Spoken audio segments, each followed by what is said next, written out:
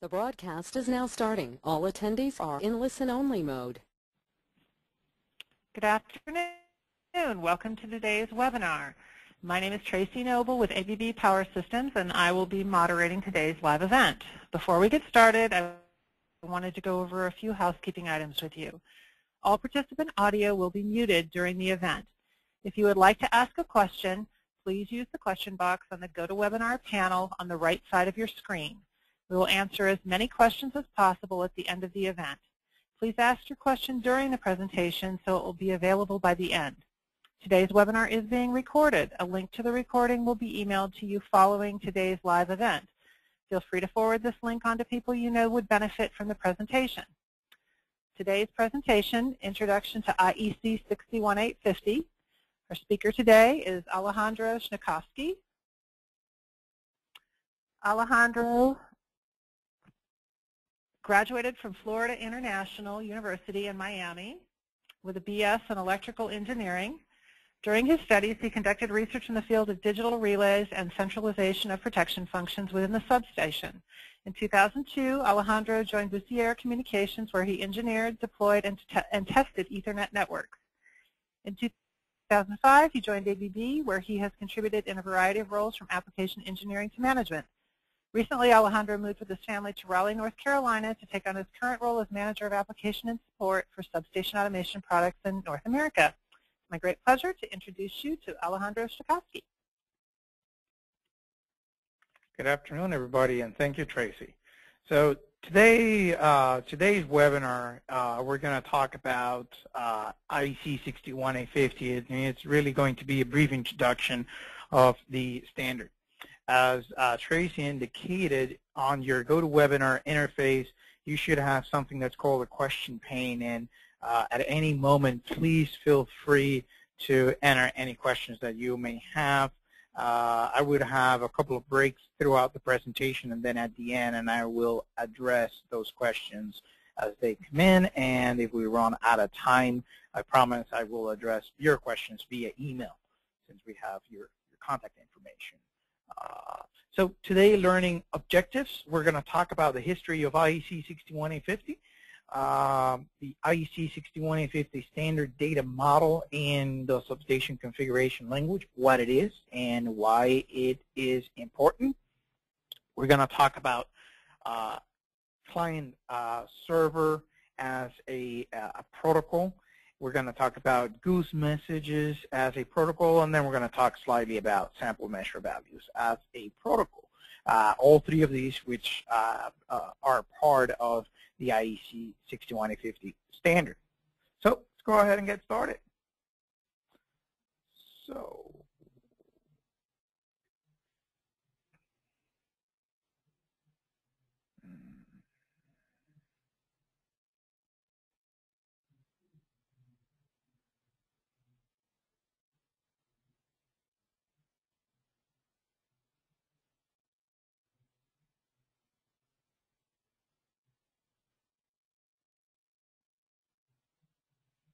okay, so really IEC 61850 comes, or as we know IEC 61850 today, it's really a combination of two initiatives that started in the 1990s. So from the North American side, we had the US, the UCA, the Utility Communications Architecture Initiative, which was an enterprise-wide unified scheme to share all operations and management information.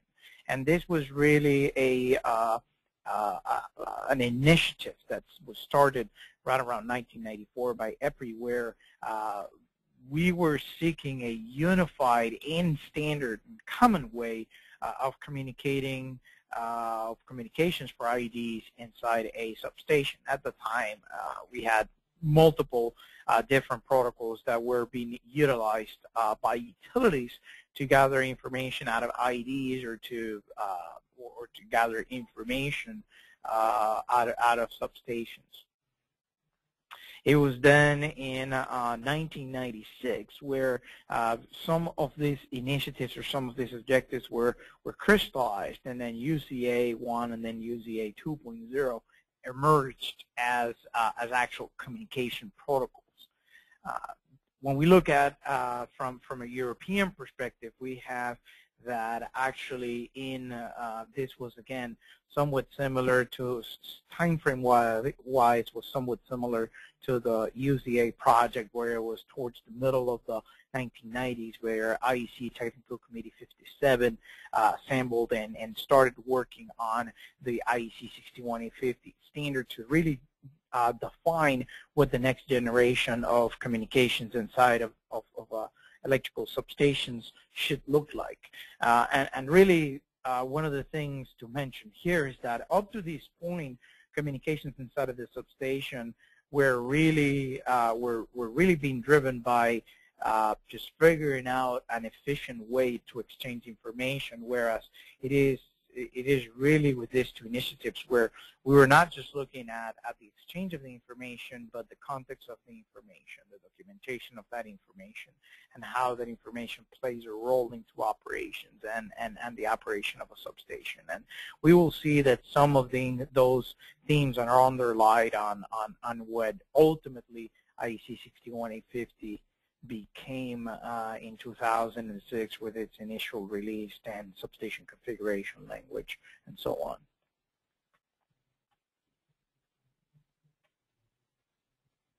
So as these two projects were underway, UCA 2.0 and IEC 61850, and harmonization occurred, and the idea is that UCA and IEC joined forces, and in 1997 the two management teams of both efforts came together, and there was a consolidation where now IEC 61850 was the single working group or the single standard that will come out of these two initiatives.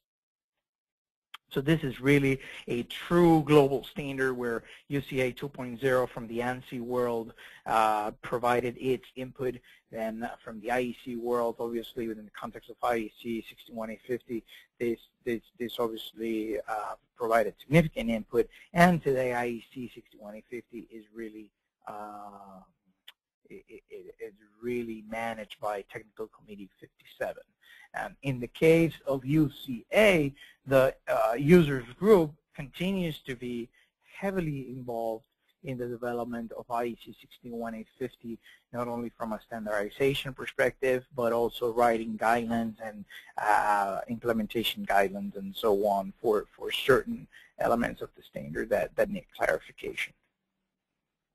So now when we look at from an ABB perspective, I mean, obviously, as other major manufacturers, we have certainly been heavily involved on the development of IEC 61850, but some of the key milestones is in 2004, once the initial release of IEC 61850 was materialized, we deployed first project, and we actually had in 2004's first IEC 61850A-1 multi-vendor project in the world.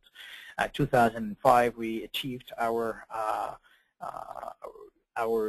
certification of our system verification center. So we are a manufacturer that has a UCA recognized testing facility. In 2008, we completed first pilot of 61850-9-2 in a process bus installation. 2010, we were first manufacturer to have a certified, UCA certified 9-2 merging unit. And today, we have globally more than 1,200 systems based on IEC 61850 that have been delivered are in service today. So just some background to put this discussion into a bit of context.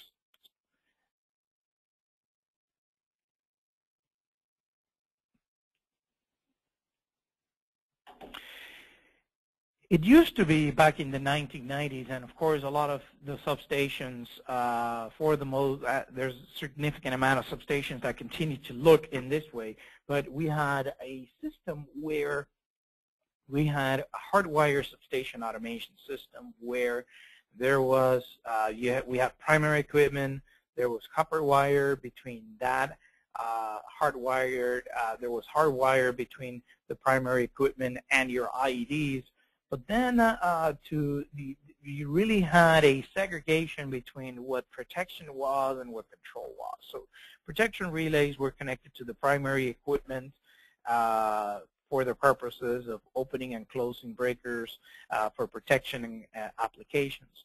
But then the monitoring of the substation, the remote monitoring of the substation, and the remote control of the substation was typically done by a separate piece of equipment, such as an RTU or an RTU cabinet that will have, again, a significant amount of hardwired connections between that RTU cabinet and the primary equipment. So in essence, we had somewhat of a duplication of both documentation engineering and physical hardwired between those two groups of devices. One, of course, for protection, the other one for control and monitoring. Now, with the evolution of the microprocessor and the deployment of microprocessor relays or intelligent electronic devices, now we have a condition where the protection relays have now the intelligence of sharing status points and sharing information via communications protocols. So now we went from a scheme where we had separate RTU cabinets for the purposes of monitoring and control to a scheme where the monitoring, the protection, and the control was really consolidated into the IED, and the existing connections, the existing hardwired connections that the protection relays had to the primary equipment were utilized for dual purpose. One, to execute protection functions, and second, to execute remote and to execute the monitoring and control functions. And the monitoring information and the control information was then provided to a system such as a substation gateway or substation HMI via some sort of communications protocol, Modbus, DNP, or the number of protocols that were developed back then. But what is really important to highlight on this is that the communication protocols were developed so that they could share, the sharing of information was really based on the type of info that you were sharing, whether it's binary information or analog information or counters. Little attention was really being paid to the context of that information, because from a DNP or from a Modbus perspective or from a 103 perspective, a binary point or an analog point which contains a value and it's addressed within the context of the protocol with an index or with a point number, there's no way that within the protocol, within the context of the protocol information, you can associate that data with what it really represents. And that's one of the key things to keep in mind as to what is different or what are some of the benefits of 61850 as a client-server protocol, which then with 61850, we do ultimately have an association with that between that data and what that data represents. And in some of these systems based on DNP and Modbus, that's not possible unless there is some sort of, or which there is in all of this system, some sort of consolidation table that identifies an address, a variant of data with what that and where it comes from and what that actually represents.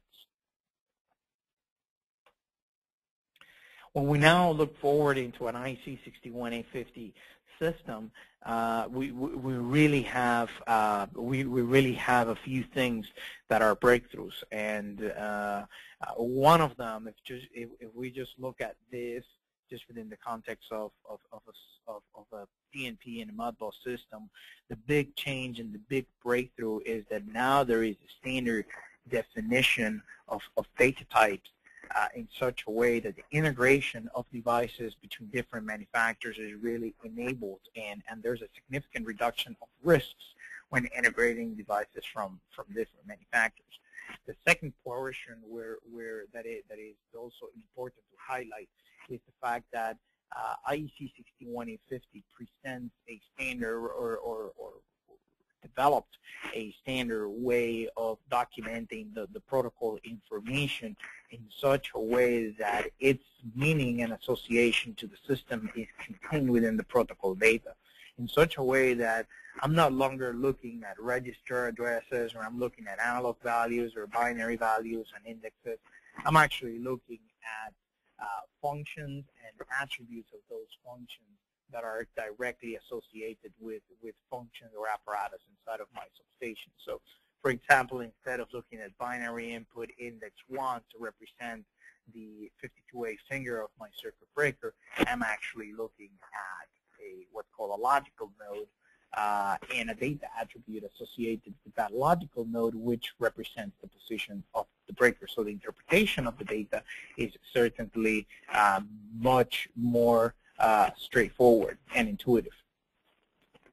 Then we also have, obviously, the part that is often talked about quite a lot, and that is the replacement of copper wires.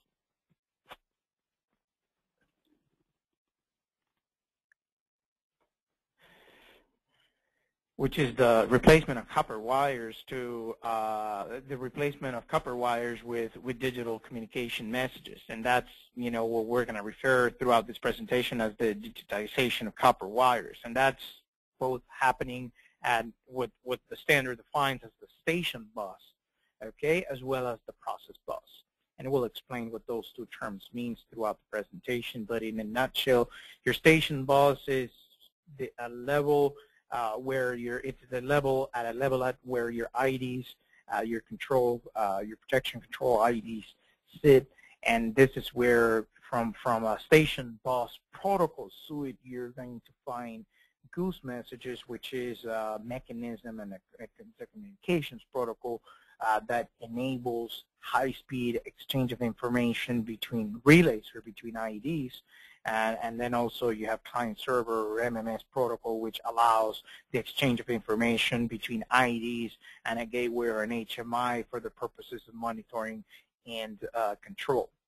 Then on the digitization of copper wires, we have the process bus, which is how do I get my information from my instrument transformers and then share that information in the digital network for the purposes of executing my protection functions. So the idea is that protection relays, instead of them having to be wired to current transformers and voltage transformers, the current transformers and voltage transformers will interface with a box called the merging unit, and that merging unit will sample the current voltage signals and then publish those current and voltage signal values onto an Ethernet network.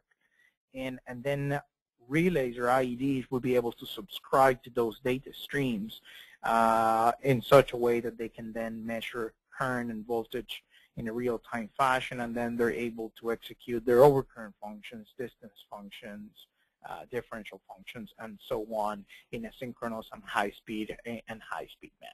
And the advantages of this, obviously, you have reduction of wires, but also you now have significant gains in safety, because now there's total isolation between your instrument transformers and the IEDs, which is the equipment that's close to personnel.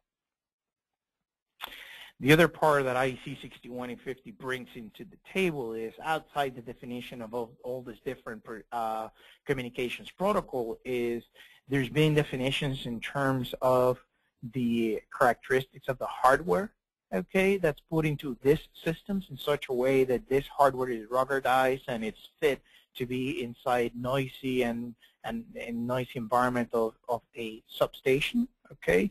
And then the second part is that you really get standard interoperability and standardization via verification, which means that 61850 Part 10 actually offers recipe and guidelines for all of these different things to be tested in such a way that we ensure that two pieces of equipment are interoperable. So this is not just a rule and protocols that are set forth.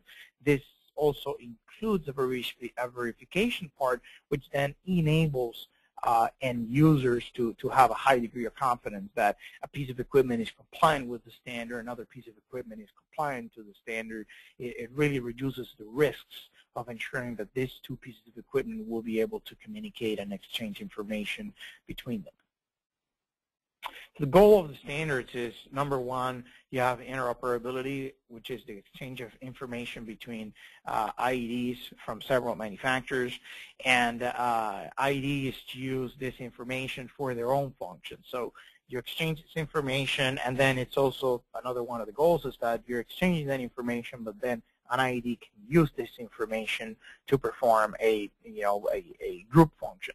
One example of this would be, let's say, a breaker-fail function. So the idea is that one device should be able to publish the breaker-fail initiate signal, and then you could have another device host that breaker-fail, another physical device host that breaker-fail function, which will in turn receive that initiate signal, and then in turn you have your breaker-fail scheme.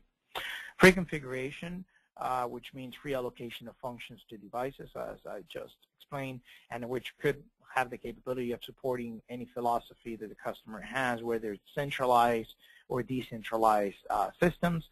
And then long-term stability, future-proof. And what's meant by future-proof is that the way the standard is written is in different layers. It's not just one 2,000-page document. It's a document that has multiple sections, and the idea is that if due to technology or due to requirements one section needs to be changed, that's fine. That section is changed, but then that does not mean that the whole standard in its entirety has to change. The other thing is that technologies and protocols, standard technologies and protocols were selected as part of this to ensure availability of the technologies. And obviously, this structure enables that both the standards and different manufacturers can follow the evolution of system requirements needed by customers. So just some of the basic technologies that are used here. We obviously have fast Ethernet at 100 Mbps and 1 gigabit per second. We have the station bus. Okay, we have the process bus, which is referred to as 6159-2 is the actual protocol section inside 6150, where that's where process bus is addressed. We have the data model, which we'll be talking about in the next few slides, which essentially is the virtualization of functions and apparatus inside of the substation, and then how we can tie that model with the information that we want to share, something of a lot of interest, and how the substation configuration language documents that data model in a software platform, which in turn allows us to reutilize our engineering and document it within a standard context. And again, it's much more than a protocol. It's modular and modularization and structuring of data, online meaningful information, the free allocation of functions and IDs, complete description of configuration, structure engineering and services, and then we obviously include this testing, validation, and certification piece, which is included as part of the 61850 standard. And these are just some of the parts that are included right now, and this is certainly something that continues to grow as part of Edition 2. Okay, so now when we look at IEC 61850 as much more than a protocol, we have to look at the application data and communications. And we have logical nodes, which logical nodes and data are really defined within 7-4 and 7-3. Then we have the service interface, which is defined within 7-2, and then we have the mapping of that information into MMS.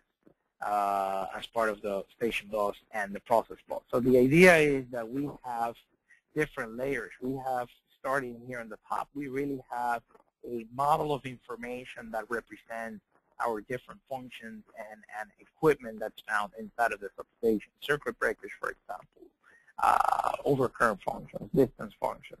Then there's a definition as to how that information is going to be exchanged. And then there's a definition down to the network or TCP/IP stack layer, where that information, there's certain protocols, communication protocols that will be used to share that information. Now, one of the big things about IEC 61850 is the data model and standard virtualization of functions and apparatus inside of the substation, and it's really at the core of 61850 standard. And here we're going to take an example of this substation right here, and we're going to see why this is so important. Because other protocols such as Modbus and DNP, they really provide no way to associate the protocol data with its contact inside of the substation. So here I have this particular breaker, and there's a particular piece of information that I am interested on, one being, for example, the current of phase A. So we could say that this information is being provided by certain physical device, and within that certain physical device, it is actually my 4X register number 245, the one that's going to provide phase A current. Of course, the fact that phase A current on that particular device corresponds to 4X register number 245, it's something that's not standard and that will be different from device to device. And this is something that integrators and end users have to figure out to ensure that this is in fact the piece of information or the address for the piece of information that I'm interested on. But then there comes another part that is also very interesting, because within the context of Modbus or DNP, there is no mention or there is no standardization that phase A current should be represented as a 12-bit, as a 16-bit, or as a 32-bit value, or as a signed or as an unsigned. And this is something that all of these questions need to be addressed during integration to ensure that ultimately this phase A current from this physical device is going to make its way into a network control center, into an HMI accurately. And that's the magic of integration. When we looked at somewhat the same case, but now on DNP, we obviously, inside DNP, we define several objects, binary, analog, counters, and each one of these has multiple variants, which define whether a value has 32 bits or 16 bits, and so on.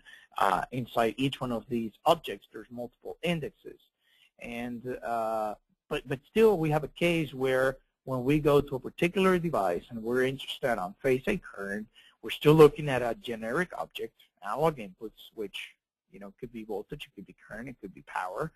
We're looking at an index, okay, but there's still some uncertainty as to whether the value is going to be signed, unsigned, 16, 12, or 32-bit.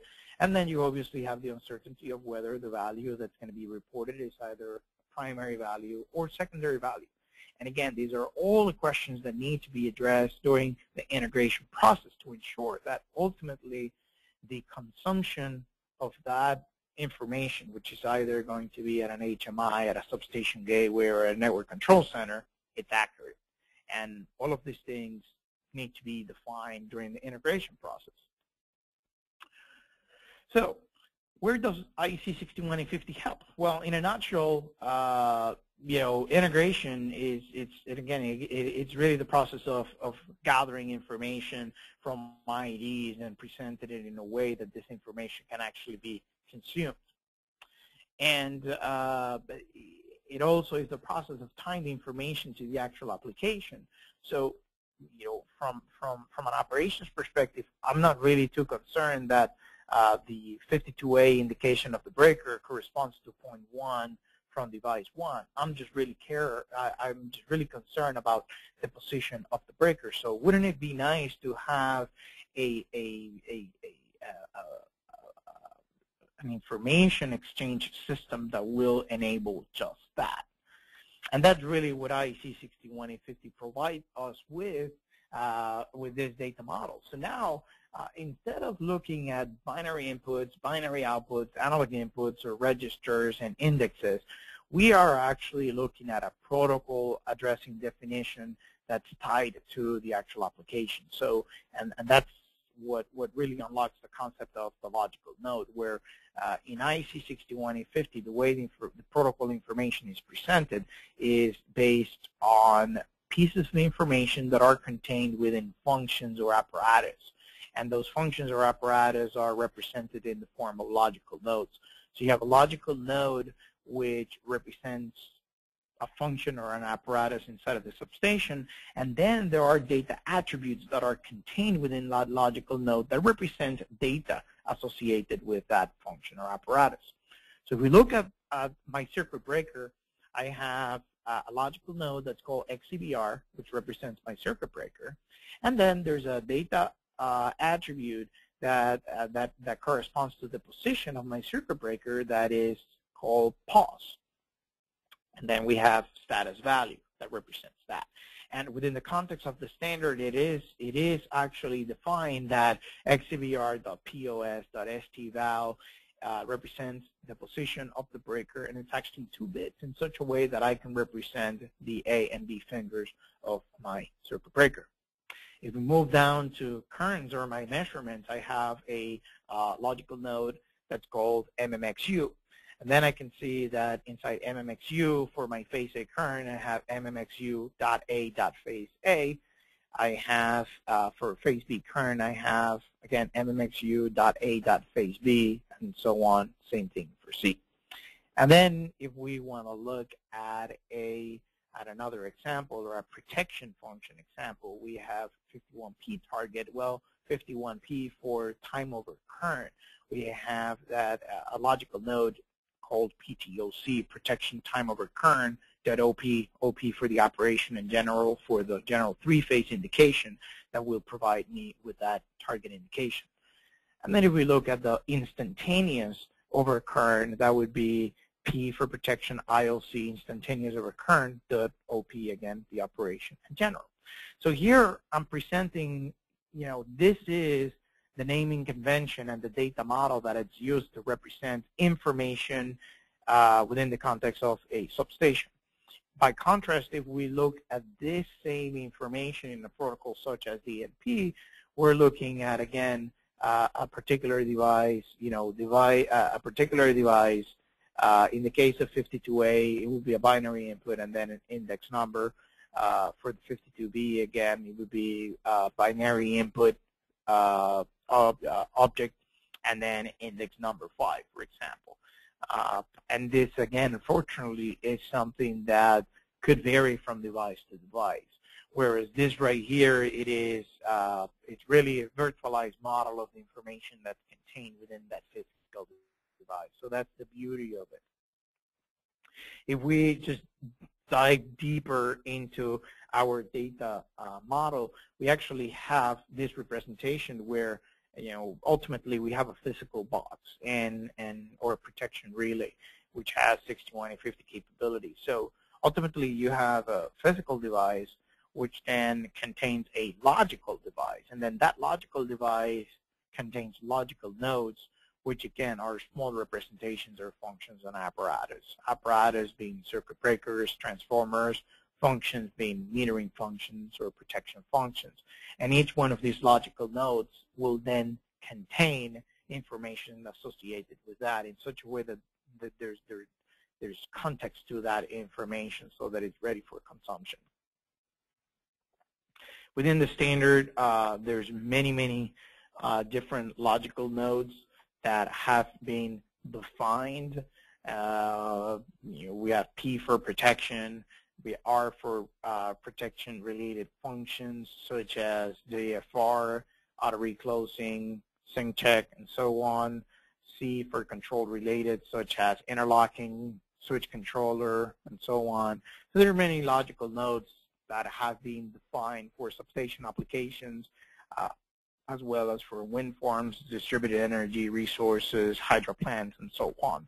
So the idea was, again, how do we come up with a virtual model of the information that we want to exchange so that when I see that information, I can tie its meaning and its link to the application that I am actually monitoring. So that's the beauty of it.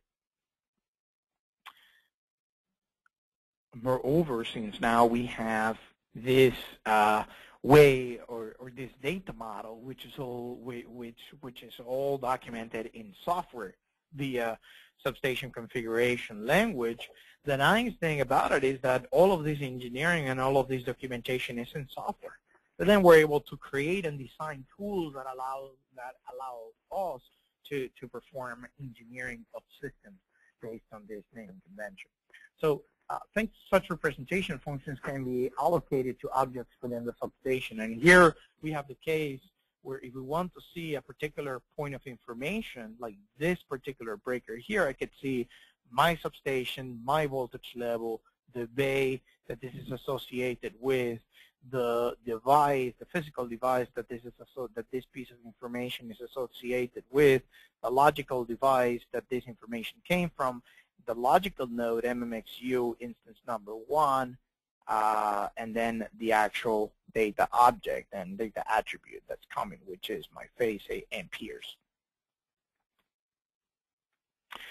If we look inside of a substation, again, logical nodes, they really present the basic building block that represents different functions and apparatus inside of a substation. So protection time of recurrent, protection distance, interlocking, control of a switch, auto reclosing.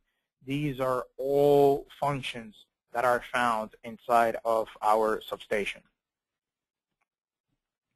Then from a modeling perspective, the other part that this data model and substation configuration language allows is that then I not only have a standard way to represent the information that my IED contains, but then I also have the capability of associating that IED and the functions within that IED to a particular object inside my substation in such a way that now I can have a complete map of the information that I have available for my substation, such as I have here. I mean, this is the one-line structure of my substation, but here I have the one-line structure based on substation configuration language, where I have voltage levels, I have bays, and then I will have devices and functions or devices and logical nodes contained within those bays.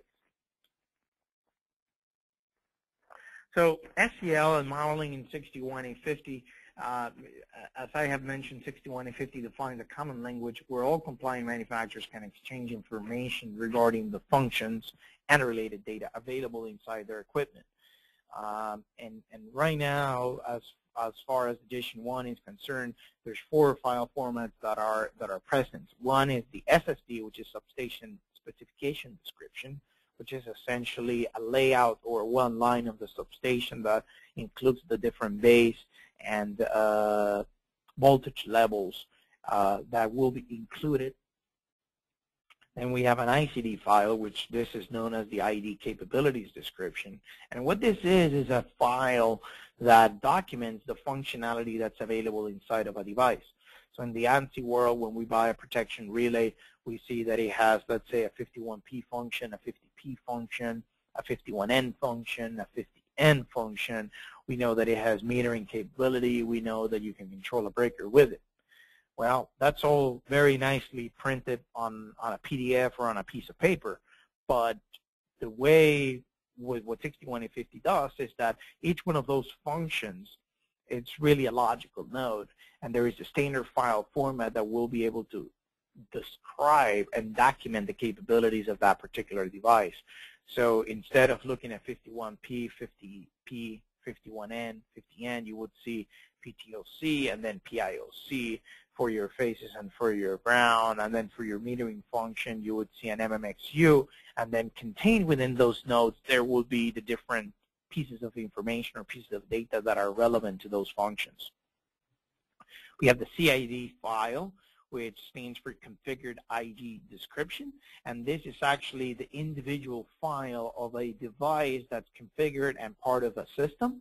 And then we have the SCD file, which is a Substation Configuration Description, which is essentially a file that contains the one-line information of your substation, the devices that are associated with each element inside of your substation, and the logical nodes that each one of these devices has, and the association between each one of the devices via communications, the goose messages that are being published and the goose messages that one particular device is subscribed to. So it's essentially a full description of the communications network and the context of the information within a substation. So when we look at the documenting complete projects in the SCD file, we have, we include IDs and their connection to the application, which, we have the physical devices, but also the connection of that physical device to the different base and the different voltage levels of your substation. We have the communications network, okay, whether it's one or it's many of them. And then we have also the connection between the different IDs via goose messages. So we will be able to see that a particular device is publishing certain set of signals, and then we could see that one device is actually subscribed to those set of signals. So it would be the equivalent of looking at a DC wiring diagram and seeing, okay, this device has this output contact and it's associated with an input of this other device.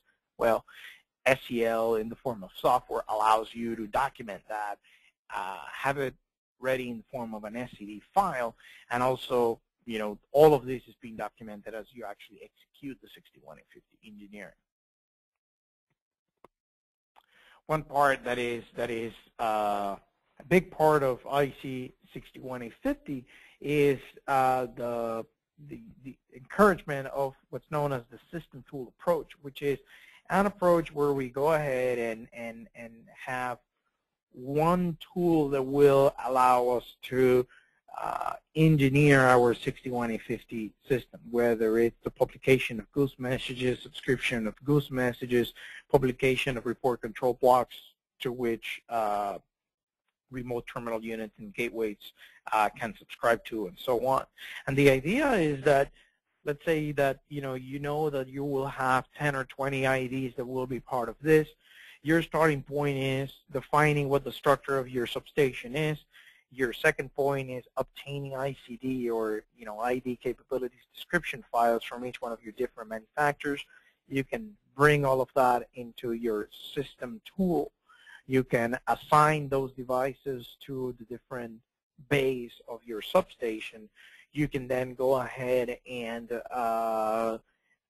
associate or publish the signals that you want to share, and then subscribe devices to signals that they need to use, and in that way engineer your complete 61850 system. And then the end result of that is that in the form of a software file or an SCD file, you actually have all of that documented. So final documentation is somewhat similar to a DC or an AC elementary R. So when we look at the complete process, you really start from having an understanding of what your single line diagram is, having an understanding of the devices that will be used, and getting the ICD files from the different manufacturers. And then all of that is dumped into what's known as a system tool, which from an ABB perspective, it's called IET 600. Other manufacturers offer somewhat similar tools.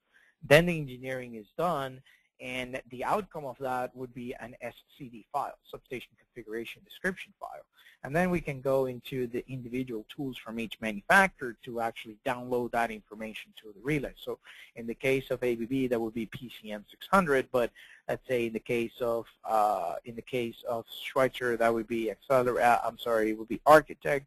In the case of GE, it would be Enervista. In the case of Siemens, it would be Dixie, and so on.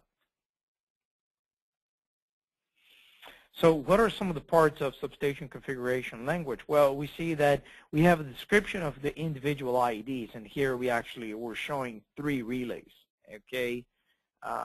Q02A1, or actually, I'm showing actually 1 particular relay, and then I can see the different logical nodes that are contained within this relay. So in this particular case, I have an interlocking function, I have a switch controller, a circuit breaker controller, and I have a representation of the actual circuit breaker.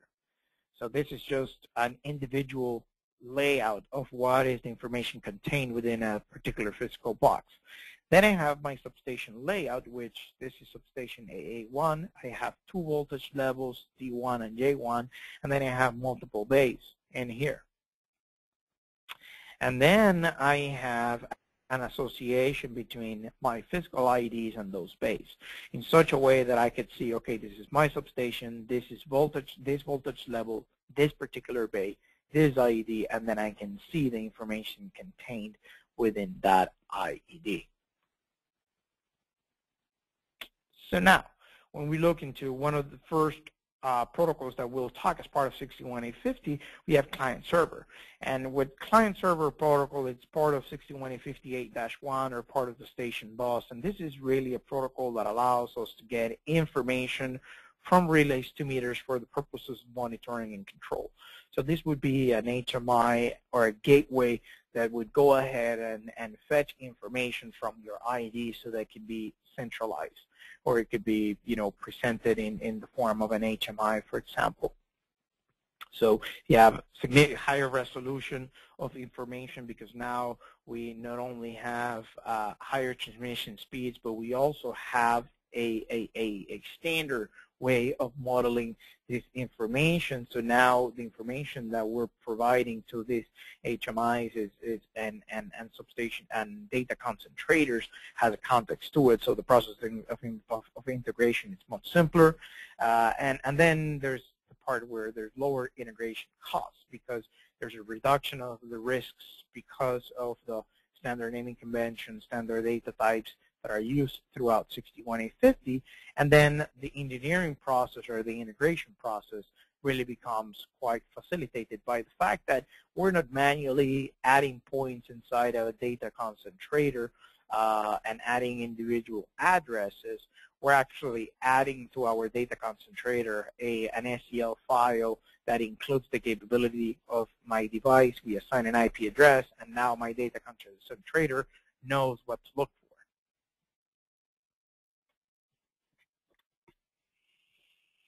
So when we look at, when we really get down to the details, I mean, here I have a screenshot from mapping in DNP where we have, these are the variables, phase A through zero sequence currents, and then I also have my phase A and my phase B voltage, which correspond to indexes 0 through 5. And then if I want to look at that same information in 61850, I could see that V for voltage MMXU1, and I could see that I can then also get my different voltages, my phase A to ground voltages. And in 61850, all of these values are represented in primary values. For my currents, it would be CMMXU1, and then I have phase A, phase B, and phase C currents. So other features that set client-server protocol of 61850 apart is the Discoverable Mode, where I can grab a 61850 client and then just do, try to attempt to connect to a particular device and read the data model of that device so that I can get the data model of that device, and without having to open up an instruction book or having an understanding as to what the device really is, I can fetch the data model of that device and see what are the logical nodes contained within that device and what is the status of the data attributes associated with those logical nodes.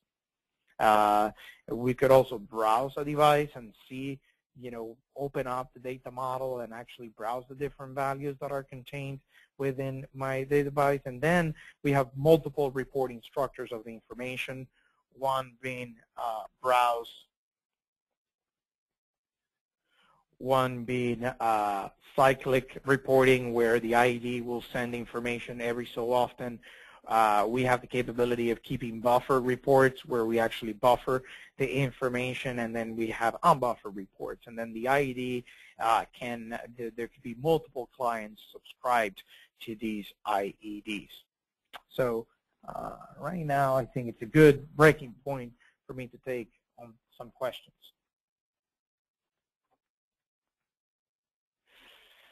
Okay, so one of the questions that I have here, it seems to be a person that has some experience doing 61850 with some of our tools, and the question is, please ask the presenter what is the difference between importing the CID file into CCT to importing the ICD file to CCT.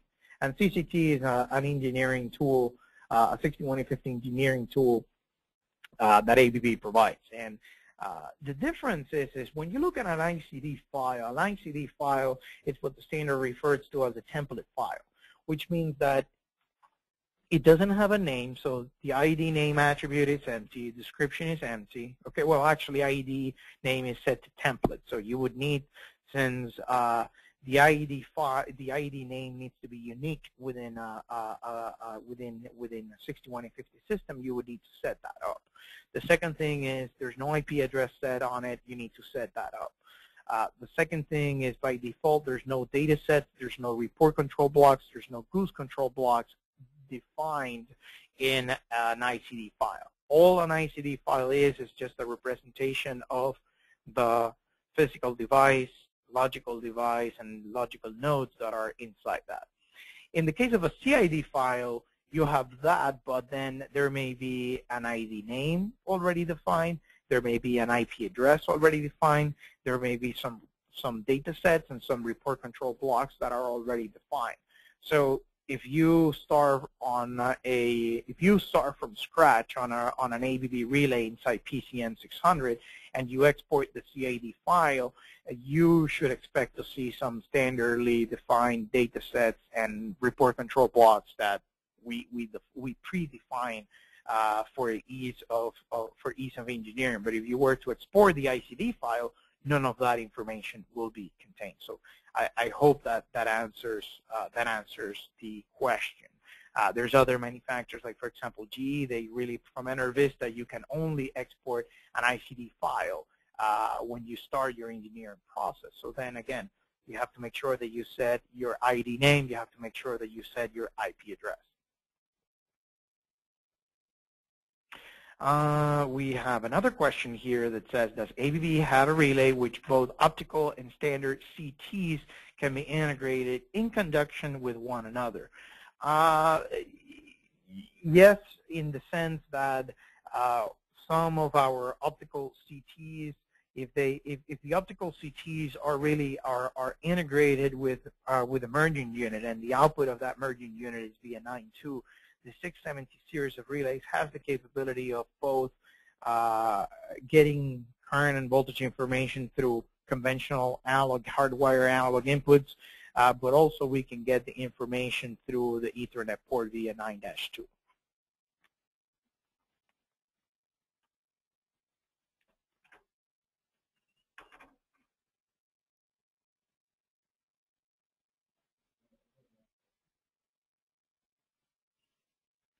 Let's see, we're going through another.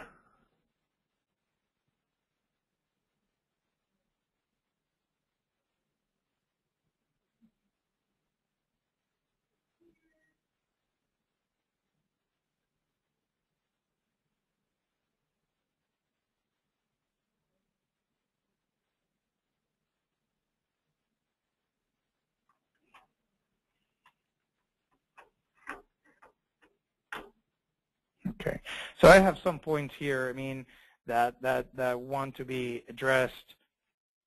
That, let's see, how can I, it's really, we got a question here, but there's multiple parts to it, so I'm trying to figure out how we can address these points. So we have here a comment that says 61850 is used in many cases for direct protection as Class B equipment. There's some people with the opinion that 61850 is too slow for protection applications and refrain from protection. Please comment.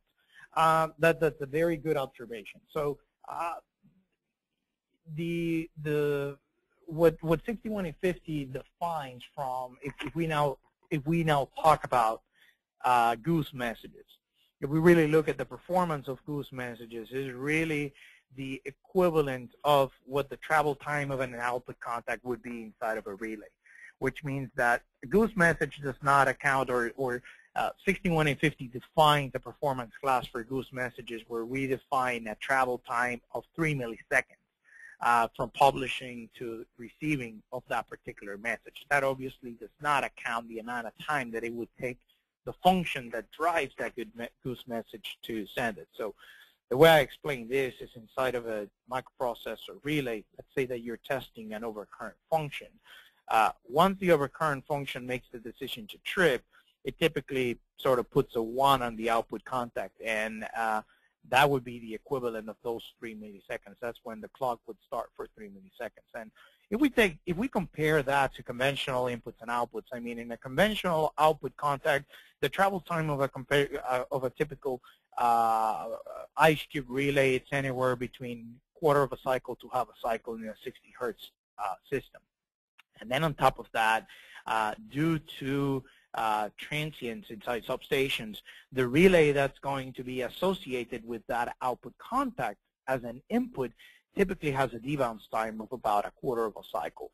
So you're really looking at a minimum of half a cycle to 3/4 of a cycle from the point that we say, okay, we're going to go from 0 to 1 on this function to the point in which the device that's receiving that hardwired input to say, okay, yes, that signal is in fact a logic 1.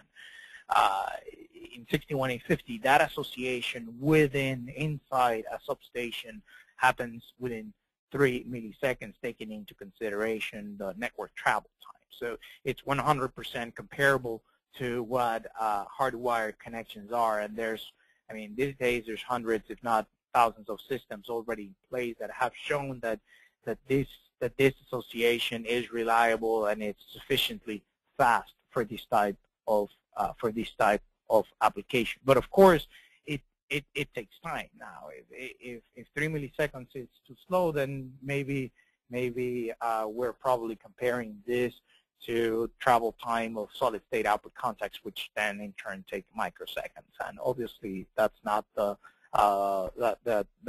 is not the case performance-wise from 61850 at this point.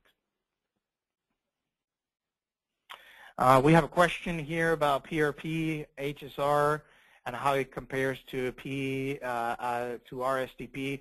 So PRP and seamless redundancy and parallel redundancy protocols, they are protocols that differ quite a lot from RSTP in the sense that both PRP and HSR work in the sense that you have two interfaces, and those two network interfaces are hot at the same time, and the messages are being sent out and received on those two interfaces in such a way that if one of those network interfaces fails, or one of those network paths fails, or in the case of PRP, if one of the networks fail, you're still going to receive the other message, and there really shouldn't be any latency because there's no switch over time.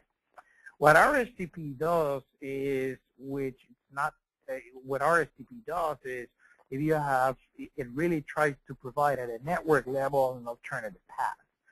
But if you have a failure of one path, there is an amount of time that it would take for the network to reconfigure, okay, and reroute that message. So you will have, there will be a delay if somehow the network has to reconfigure. Okay, I have a question here that says, how do IED goose messages go through virtual LANs? And I'm trying to understand the parameter VLAN IED.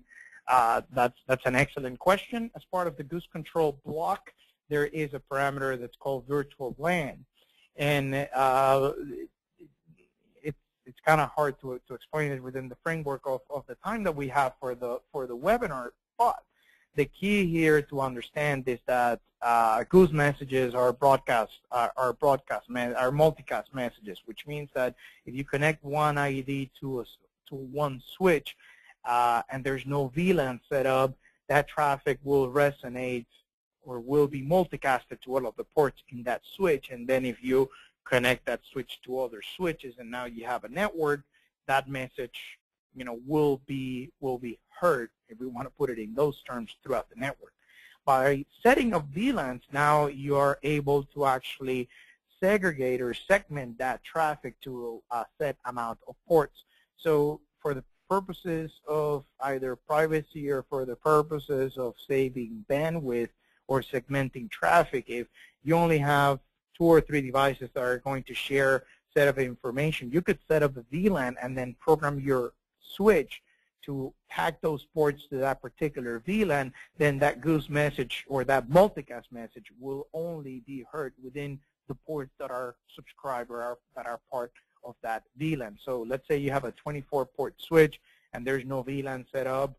The goose message you will be able to see that goose message on all 24 ports. But if you set up a VLAN and you set up 3 out of those 24 ports to that particular VLAN, that same goose message would only be heard or would only be visible on those 3 ports. So it allows, it's a way to segment traffic. Okay, I hope that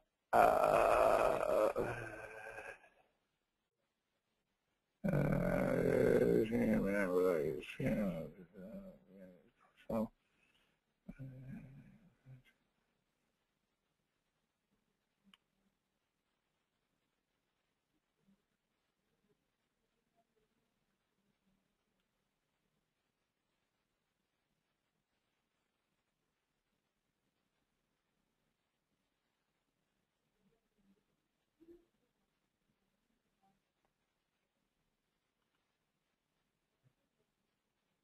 We have a question here where is vertical communication between an IED, MMS, multicast?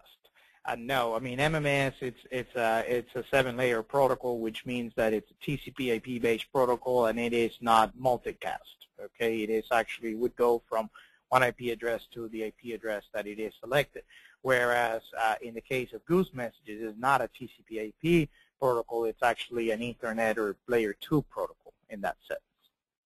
Okay, so now we're going to go ahead and try to continue here with our webinar. And then we now move into the part where we're going to talk about digitizing copper.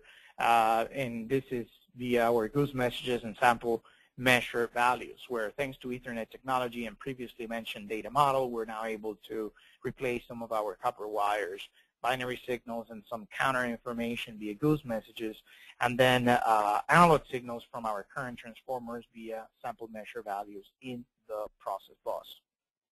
So what is a goose message? Well, a goose message is a generic object-oriented substation event, and it is a fast and reliable distribution mechanism to distribute information.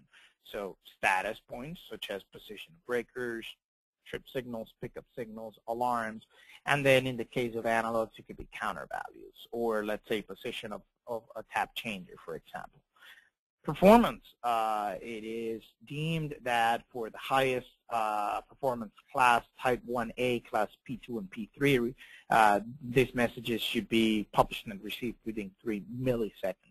And this includes the transmission time into the other IEDs, similar to the time that it takes an output contact to close or an output to input connection between 2 relays, without taking into consideration the amount of time that it took the function that drove that output contact to operate. That's something that is not part of 61850, and it's not defined within the context, I mean the operating time of your overcurrent or instantaneous overcurrent function.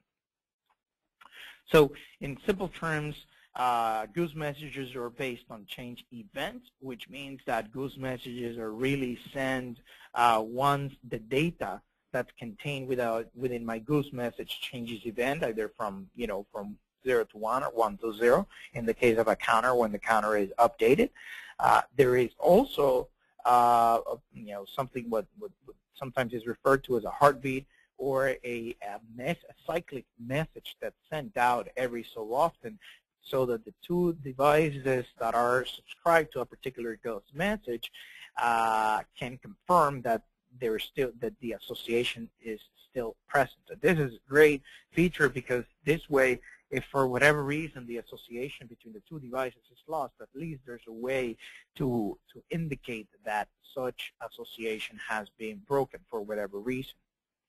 Goose messages are managed, or a goose message is managed by a GCB, or a goose control block, which is the part within Substation configuration language that contains all the different parameters of a goose message. And goose messages send or contain data sets which are sent upon changes of state or of any of the entries into our data set. So the way to look at it, if we have a data set, which is essentially a container of data, we have the goose control block, which is the guy that it's really the part of our SEL configuration that documents some of the attributes of the goose message. And then we have the network, which is and if we look at it, we can see that here we have one ID, we have one data set, which is called Protect. And then contained within Protect, I have the three-phase trip signal of phase instantaneous over current. I have phase segregated signal for those, and I have the quality of that function as well. So these are all of the things that I am going to distribute as part of one message. So a goose message can contain one piece of information, or it could contain multiple pieces of information. What is contained inside the goose message is really a function of what's contained inside the data set that I am publishing via that goose message. Some of the attributes that you will find inside of a goose message is, or as part of the goose control block rather, is the MAC address, which is the multicast address of the goose control block, application ID, which is used as a filtering criteria, application identifier, which is used to subscribe to the message, and then obviously the data set, which is the data set that I am sending. So in this case, I have a goose message called Protect that is going to be sending data set Protect, for example. Okay, and then this is obviously screenshots from ABB tools, but other manufacturers have somewhat similar tools that would allow you to then, let's say that I am publishing this particular goose control block.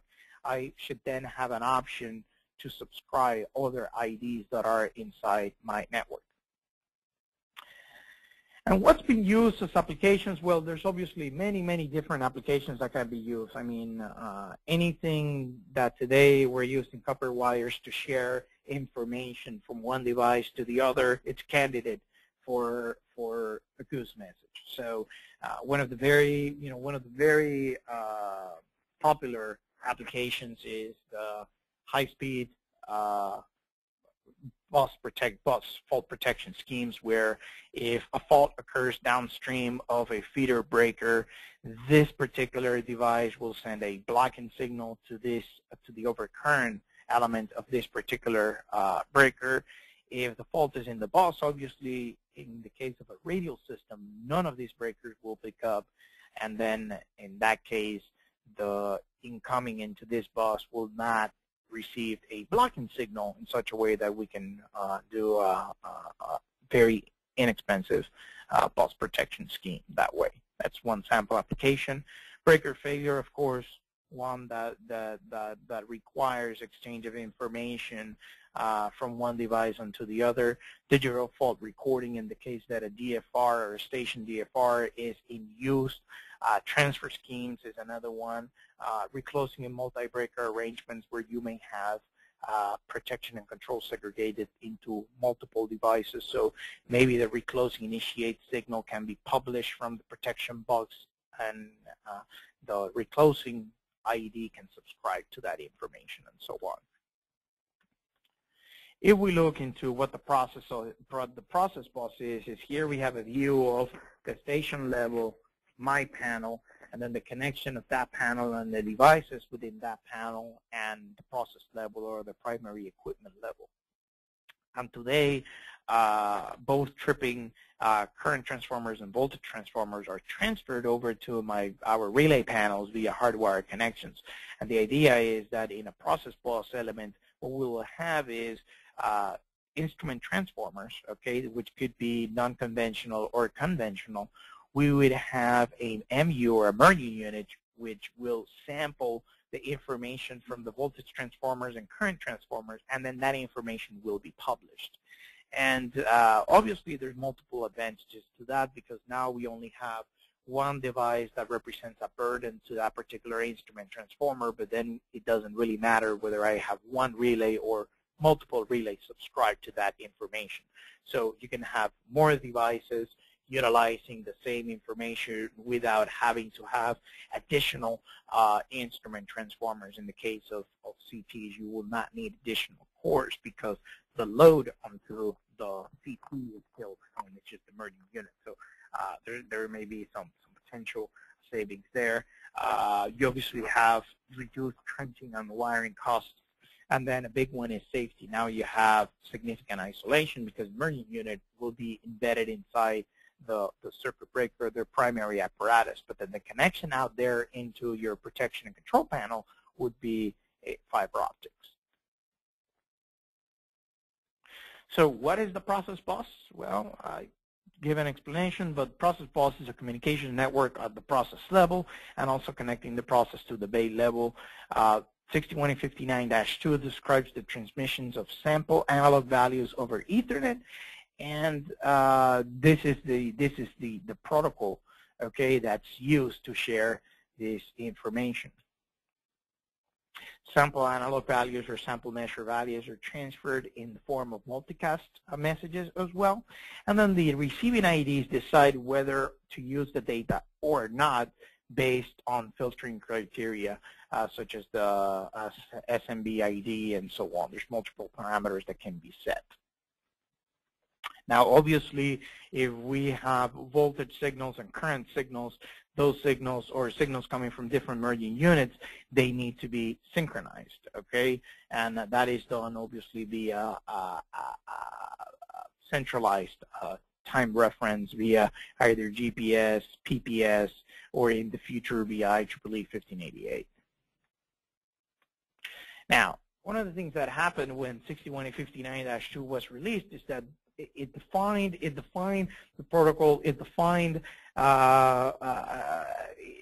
made some definition communication-wise, but from all practical perspective, there were certain things that needed to be decided, such as when I have a sample measure value data stream, what does it contain? Does it contain 3 currents and 3 voltages, or 3 currents or 3 voltages? What is the sampling rate, and so on? So actually, a couple of years ago, the UCA International Users Group came out with what's called the 61A59-2 LE implementation guidelines.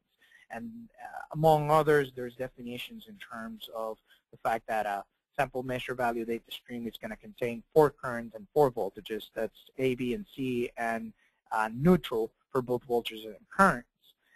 There's also definitions in terms of sampling rate for protection applications as well as sampling rates for metering applications and so on. So after this guideline, we are really starting to see a lot of movement at the vendor level to perform implementations or productizing these ideas. And from an ABB perspective, we really have not only the IEDs but merging units and sensor technology to deliver these kinds of systems. So when we look at some of the definitions, we have on the 9-2 LE, we have 80 samples per period for protection and 256 samples per period for power quality type of applications. In the case of the context or what is contained within a data stream, we have 3 phases current plus neutral and 3 phases voltage plus neutral. So there's actually 8 signals within what data stream. The time synchronization is optical pulse per second. And the logical device merging unit, there's further definitions that were performed so that it could be documented within a substation configuration language engineering environments. So the idea, again, is we have all these instrument transformers. Merging unit is a device that will then go ahead and sample all of these different signals. It will timestamp them, it will synchronize them, and then it will publish that information in the form of an Ethernet multicast on a network. And these are just some of the advantages or some of the attributes or highlights that I've just described: increased operational safety, reduced lifecycle cost, reduced copper cabling, and future-proof interoperable designs.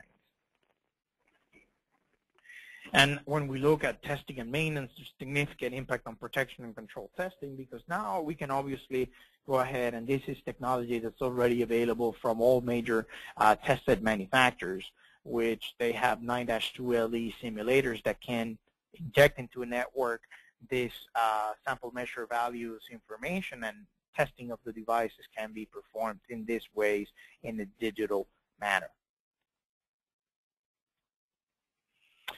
And then obviously a big part of 61850 is the tools and how it can be troubleshooted, both from ABB and from other manufacturers. There's already available. There's already tools available for the purposes of troubleshooting, of troubleshooting goose messages, of troubleshooting and seeing sample measure values information inside our system. Oscilloscope displays of both voltages and currents, phasor diagrams, quality information of all values in such a way that we're really now getting to a point where there is a complete solution for the process bus.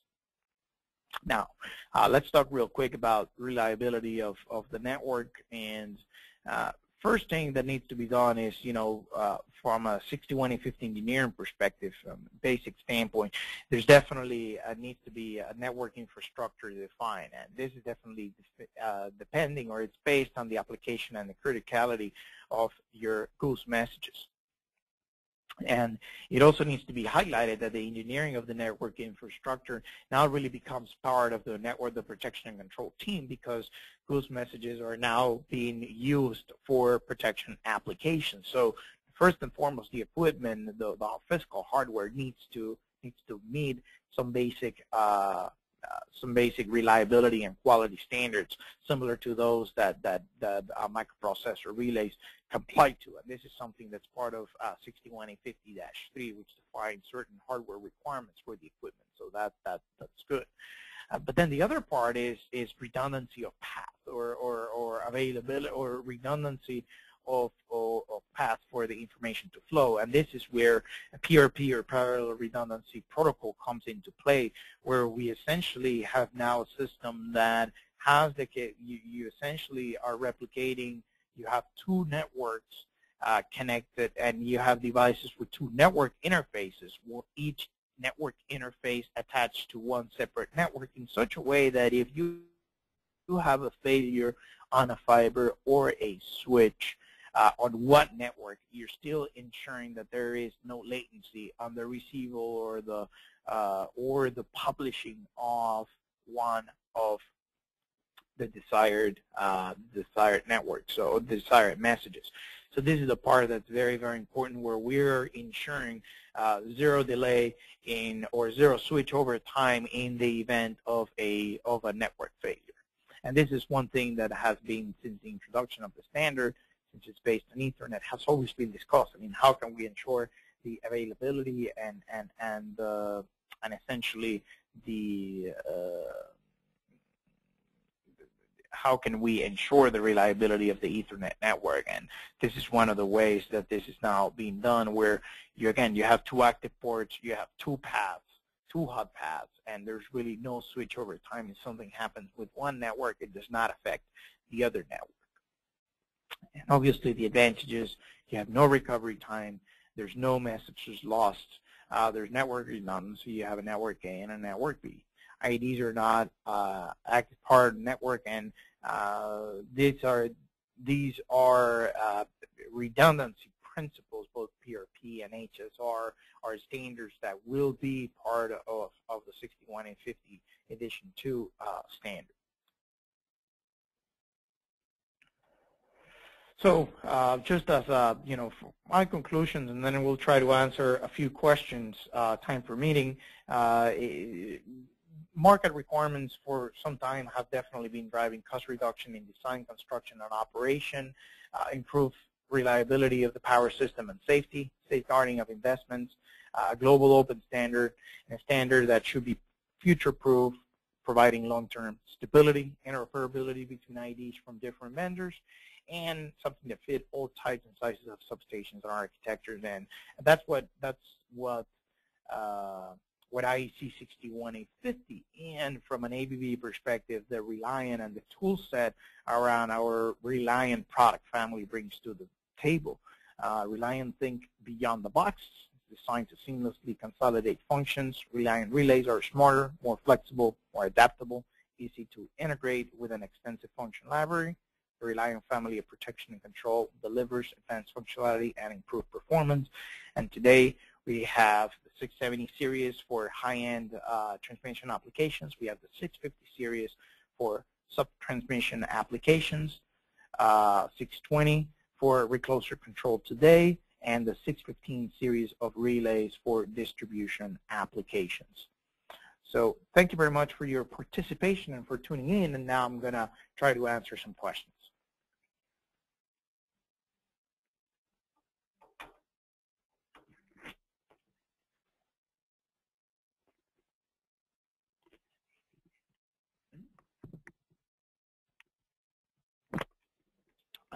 Okay.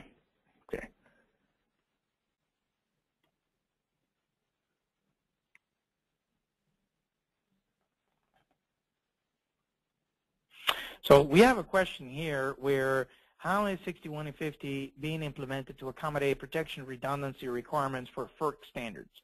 Are two separate communication paths being used? Other hardware redundancy needed? This is an excellent question, and really it is the way to look at least from a protection application perspective, the way to look at if we really put it in protection and control terms, you're going to have a set protection A, set protection B relay. That relay, and there may be redundancy from on the relaying equipment. There may be redundancy from the battery bank all the way down to redundant trip coils that both of the redundant protection would be hitting. That particular philosophy of the number of devices that perform the functions, it really does not change within the context of 61850. Now, if let's say that those devices within the context of main 1, main 2, or A and B set of protection are sharing information for the purposes of protection within one network, and then there's no redundancy to that network, then that's the part where parallel redundancy protocol or HSR come in, where you now have the opportunity to have a redundant path for that communication path. So what that says is that you really don't have a single point of failure that will completely compromise your protection scheme. So if there's no redundancy on your network and everything is connected through a switch or through one particular path and that path fails, then you've lost communication. So then at that point, based on the protection scheme and based on the utilization of those messages, that may become a single point of failure issue for your scheme or not. This is certainly something that with the application of PRP is taken care of, because now you have redundant network infrastructure. So as far as I know, there's been discussions inside PSRC, but more from an application guidelines perspective, but nothing at an standardization level. But I would say that similar to any other type of connection between IEDs, if there is, you have a single point of failure and your communications network is now part of your protection and control team, and your switch or a single fiber becomes, again, a single point of failure, then redundant network is definitely the parallel redundancy protocol should be one of the options to consider.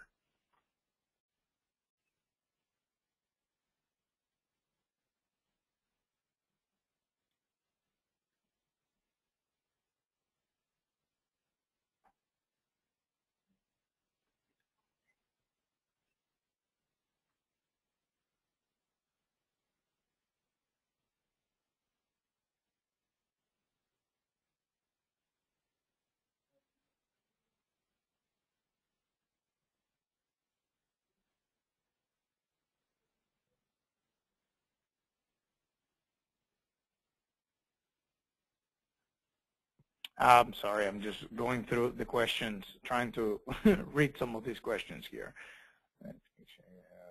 And some of them, again, we'll address them by email because there's requests for product information and so on. So we'll address those via email.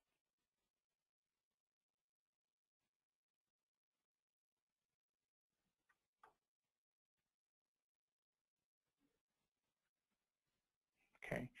So with that, we're going to conclude our webinar. And again, thank you very much for your participation. And I hope that you tune in for our next webinar. Thank you very much.